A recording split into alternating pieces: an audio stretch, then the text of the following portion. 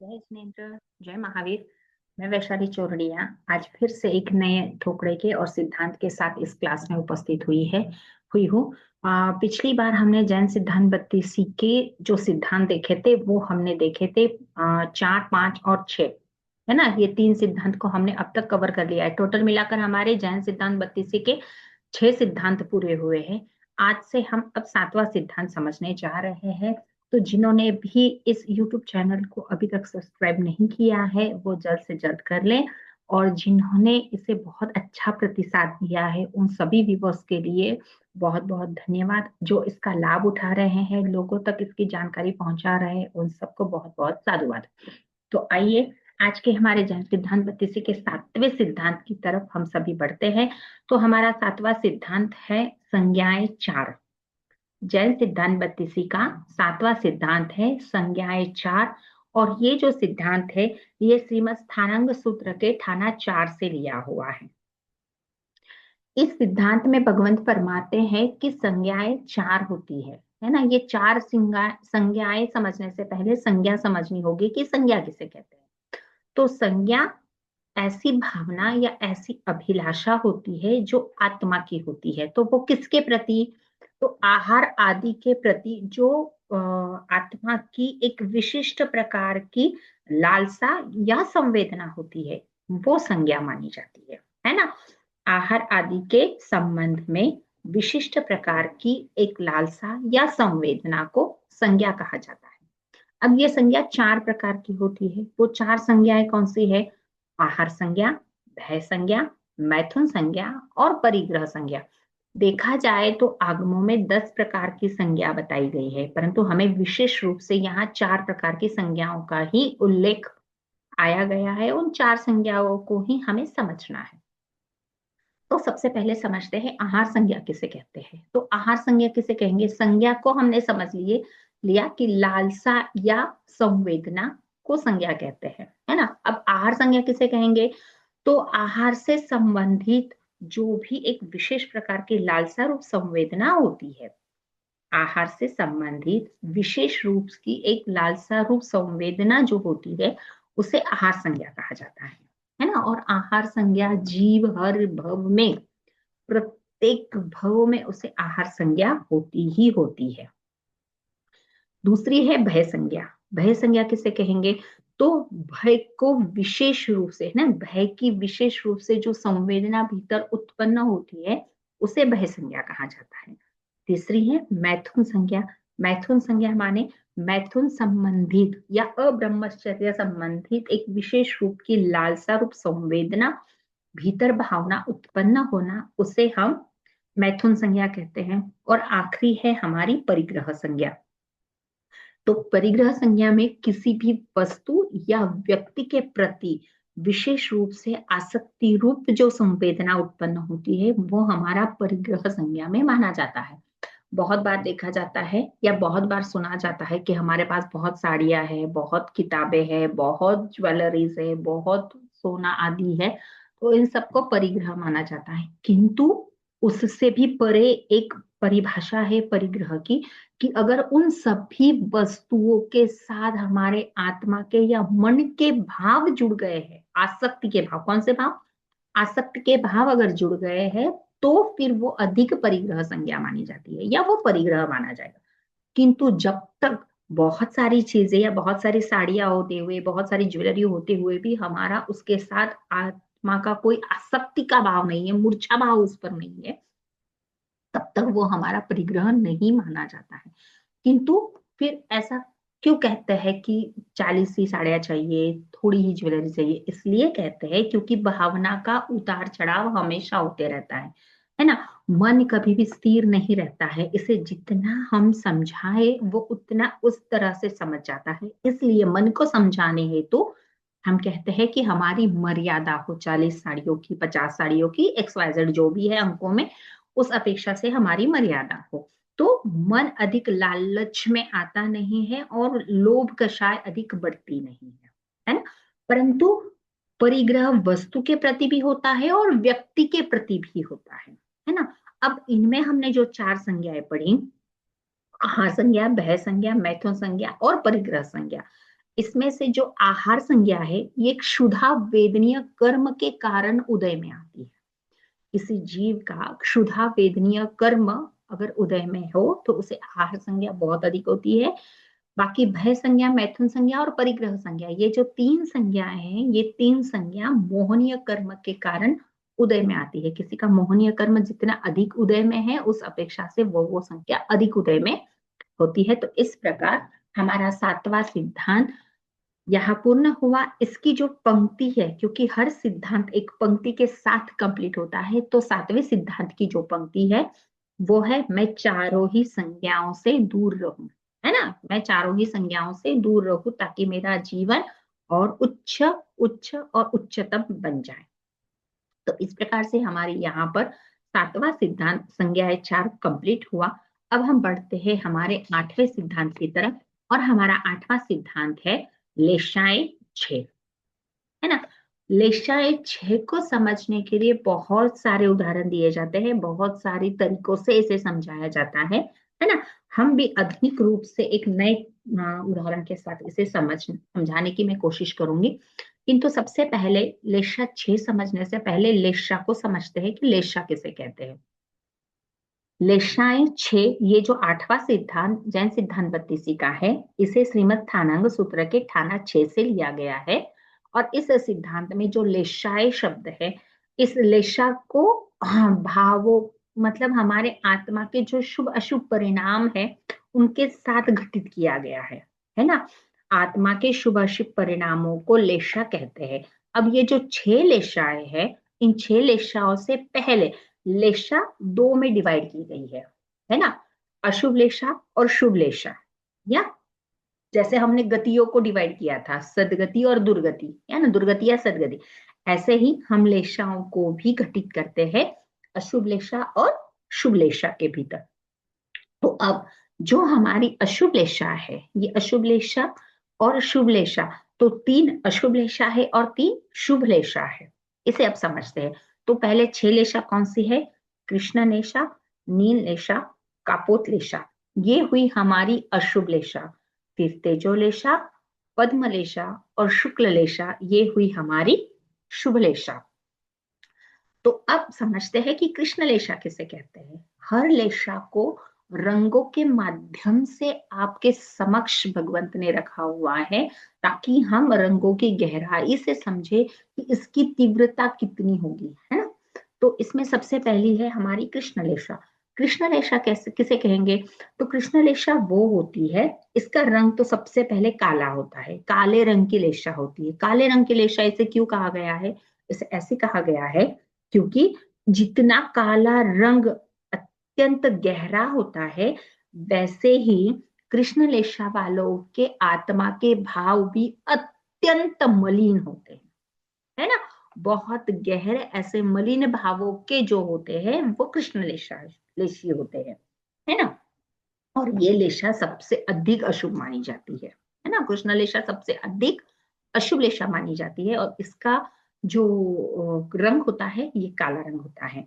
दूसरी है नील लेशा। अब कृष्ण लेशा से भी नील लेशा क्या है? थोड़ी ठीक है ना। जितनी कृष्ण लेशा अत्यंत अशुभ लेशा है, उससे नील लेशा अशुभ है किंतु कंपैरेटिवली कृष्ण लेशा से ये कम है। तो नील लेशा किस रंग कैसा है? तो नीला, है ना। और इसे कहा जाता है नीले रंग के समान मलिन भावों को नील लेशा कहते हैं, है ना। कृष्ण लेशा जितने अशुभ भाव नहीं है किंतु उससे कम परंतु मलिन भाव है, उन्हें नील लेशा कहा जाता है। फिर है कापोत लेशा, तीसरी लेशा है कापोत लेशा। कापोत लेशा का रंग बताया गया है कबूतर की गर्दन की तरफ। आपने देखी होगी कबूतर की गर्दन थोड़ी सी ग्रे कलर में होती है ना। मतलब काला भी नहीं नीला भी नहीं, वो थोड़ा सा ग्रे कलर होता है। तो ऐसी हमारी कापोत लेशा है कि जो कृष्ण लेशा जितनी अशुभ नहीं है, नील लेशा जितनी भी अशुभ नहीं है, उन दोनों से भी ये थोड़ी सी मलिन है ना, कम मलिन है। उन दोनों से ये कम मलिन है। तो कहते हैं कि किंचित मलिन भावों वाली जो लेशा होती है, किंचित मलिन भावों की जो रेशा होती है वो कापोत लेशा होती है ना। इसमें कृष्णलेशा जितने या नीललेशा जितने अशुभता या मलिनता नहीं होती है। और इसका रंग जो होता है कपोतलेशा का, ये होता है ग्रे कलर सा, कबूतर की गर्दन जैसा। अब हमारी चौथी लेशा, अब देखो हम उत्तरोत्तर उत्तरोत्तर अब शुभ लेशा की तरफ बढ़ रहे हैं, है ना। तो अब हमारी चौथी लेशा है तेजोलेशा। तेजोलेशा क्या है? तेजोलेशा का रंग होता है लाल कलर का। अब इस लेशा में, है ना, किंचित निर्मल भाव की तरफ आत्मा के परिणाम बढ़ते हैं, है ना, किंचित निर्मल भाव होते हैं, तो वो होती है तेजोलेशा। अब इसमें किंचित क्यों कहा गया है? किंचित शुभ भाव क्यों, निर्मल भाव क्यों? बिकॉज इससे भी अधिक निर्मल भाव आगे के लेशाओं में होंगे, है ना, इसलिए यहाँ पर किंचित शुभ भाव का वर्णन किया गया है। इसके बाद आती है हमारी पद्मलेशा। पद्मलेशा में ये जो इसका रंग होता है, ये कमल के भीतर जो पराग होते हैं ना पीले पीले रंग के, उसकी तरह इसका रंग होता है। और इसके जो भावों के परिणाम होते हैं ये, हाँ, और अधिक निर्मल होते हैं, किंतु पद्मलेशा जितने नहीं। तेजोलेशा से अधिक, पद्मलेशा से कम निर्मल भावों वाली जो लेशा होगी वो हमारी पद्मलेशा होगी। और शुक्ल लेशा, ये सबसे अधिक निर्मल भावों वाली लेशा है। और इसका रंग जो होता है वो पूर्ण रूप से सफेद रंग की होती है ना, प्योरिटी है ना, सफेद रंग प्योरिटी को बताता है। तो शुक्ल लेशा कैसी होती है? कंप्लीटली शुभ भावों वाली जो लेशा होती है ये हमारी शुक्ल लेशा होती है। अब हमें जैसे हमने देख लिया कि 3 अशुभ लेशा है, 3 शुभ लेशा है। कृष्ण, नील और कापोत लेशा अशुभ लेशा है ना। और तेजो, पद्म और शुक्ल लेशा है, ये हमारी शुभ लेशा है। अब इसमें भी भगवंत ने कुछ गुणस्थानों के रूप में इसे समझाने की कोशिश की है कि जो कृष्ण लेशा, नील लेशा और कापोत लेशा है, ये पहले से छठे गुणस्थान तक पाई जाती है। गुणस्थान सभी को पता है 14 गुणस्थान होते हैं, उसमें से पहले से छठे गुणस्थान तक कृष्णलेशा, नील लेशा और कापोत लेशा पाई जाती है। तेजोलेशा 7वें गुणस्थान में पाई जाती है। पद्मलेशा भी 7वें गुणस्थान में पाई जाती है, परंतु शुक्ल लेशा जो होती है ये 8वें से 12वें गुणस्थान तक पाई जाती है ना। और उससे आगे जो होती है महाशुक्ल लेशा होती है ना, 13 व 14 में। तो हमें सिर्फ शुक्ल लेशा तक ही समझना है, तो वो 12वें गुणस्थान तक होती है। अब इसे उदाहरण के रूप में जो घटित करते हैं तो काफी अलग अलग तरीके से इसे घटित किया जाता है, जिसमें जामुन के पेड़ का भी उदाहरण दिया जाता है, कुछ चोरों का उदाहरण दिया जाता है, परंतु मैं और सिंप्लीफाई आज की कंडीशन की अपेक्षा से इसे समझाना चाहूंगी कि लेशाओं में भावों का कैसे वर्णन किया गया है। तो देखिए, जैसे मान लो कि कोई बच्चा है ना, XYZ माँ का कोई बच्चा है, और वो बच्चा मोबाइल खेल रहा है, और कोई एक माँ पहले आती है, उसने उस बच्चे को देखा क्या कर रहा है, मोबाइल खेल रहा है। उस माँ ने आव देखा ना ताव देखा, आई और एक हाथ उठाया और उसके गाल पर रख दी, चाटा मार दिया, है ना। उसने आगे देखा ना पीछे देखा, कोई कोई विचार नहीं वहां पर, किसी प्रकार का कोई विचार नहीं, बस आई, देखा और देखते ही हाथ उठा दिया। तो वहां पर उस माँ के जो भाव हुए, आत्मा के परिणाम हुए, वो हुए कृष्ण लेशा वाले। वहां उसकी लेशा कौन सी मानी जाएगी? कृष्ण लेशा की। कोई सोच नहीं, समझ नहीं, कुछ नहीं, बस आई, देखा और हाथ उठा दिया। ऐसे ही मान लो कि कोई दूसरा बच्चा है, वो भी मोबाइल खेल रहा है, दूसरी माता आई, उसने बच्चे को देखा, बच्चा क्या कर रहा है, मोबाइल खेल रहा है, आई, उसने इतना जोर से डांटा कि बच्चे की आंखों में से क्या आ गया, पानी आ गया, है ना, बच्चा मुरझा गया सा हो गया। तो यहाँ पर, है ना, उस माँ ने, जैसे पहले माँ ने उसे आते ही मार दिया था, है ना, ऐसे इस माँ ने क्या किया, मारा नहीं, बट इतना जोर से डांटा कि बच्चा मुरझा गया और उसके आंख में से पानी आ गया, है ना। तो वहां पर उसकी हुई नील लेशा। अब तीसरे बच्चे के पास माता आती है, बच्चे को देखती है, बच्चा क्या कर रहा है, मोबाइल में देख रहा है, जो भी XYZ जो कुछ कर रहा है। माता ने देखा कि बच्चा क्या कर रहा है, मोबाइल देख रहा है। माता ने उसे बड़ी बड़ी आंखों से धमकाया, है ना, बड़ी बड़ी आंखें, डरावनी आंखें की, और बच्चे को समझ गया कि अब माँ क्या हो गई है, गुस्सा हो गई है ना। तो अब यहाँ पर उस माता के क्या हो गए, वो माता हमारी कापोतलेशा वाली हो गई, है ना, जिसने ना बच्चों को मारा, ना बच्चे को बहुत जोर से डांटा, बस आंखें दिखाकर उसे धमकाया। तो ये हो गई हमारी कापोतलेशा। अब वहीं पर चौथी माँ आती है, बच्चे को देखती है मोबाइल खेलते हुए, और बच्चे को देखते ही माता क्या करती है, उसे उस मोबाइल में जो वो चीजें देख रहा है या समय व्यतीत कर रहा है उसके बारे में, जो उसके बैड इफेक्ट है ना, उसके बाद होने वाले उसके शरीर पर, उसके मन पर जो परिणाम होने वाले हैं, जो बैड इफेक्ट्स होने वाले हैं, उसके बारे में उन्हें समझाती है बच्चे को, है ना। तो वहां पर उस माता के भाव हुए तेजोलेशा के। अब पांचवी माता आई, उसने बच्चे को देखा, बच्चा मोबाइल खेल रहा है, जैसे उसने बच्चे को देखा मोबाइल खेलते हुए, उसे हाथ में से मोबाइल लिया, प्यार से उसे समझाया कि देखो बेटा, आप अगर मोबाइल खेलोगे तो इसके जो साइड इफेक्ट्स है ये आपको बहुत खराब होंगे। तो इसके बारे में वो उसे प्यार से समझाती है और फिर वो समझ जाता है और वो छोड़ देता है।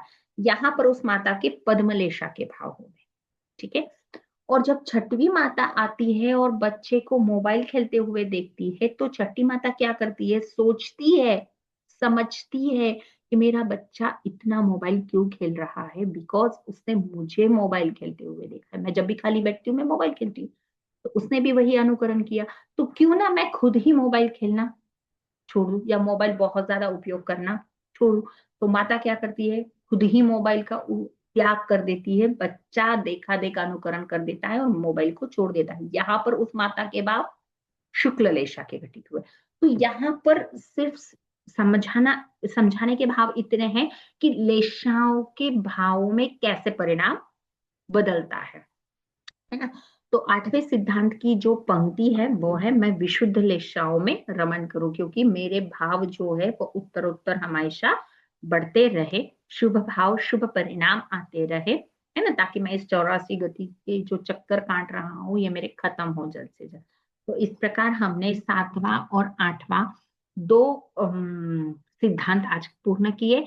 अगली नेक्स्ट क्लास में जल्द ही मिलते हैं और उसमें आगे के सिद्धांत देखते हैं। तब तक के लिए आज्ञा दीजिए, सेवम बनते। और ज्यादा से ज्यादा सबसे यही कहना चाहूंगी कि ज्यादा से ज्यादा इन वीडियोस का लाभ लीजिए, इस ज्ञान को और बांटिए लोगों तक, ताकि बच्चों को सबसे अधिकतर मैं चाहूंगी कि बच्चे इसके साथ ज्यादा जुड़े।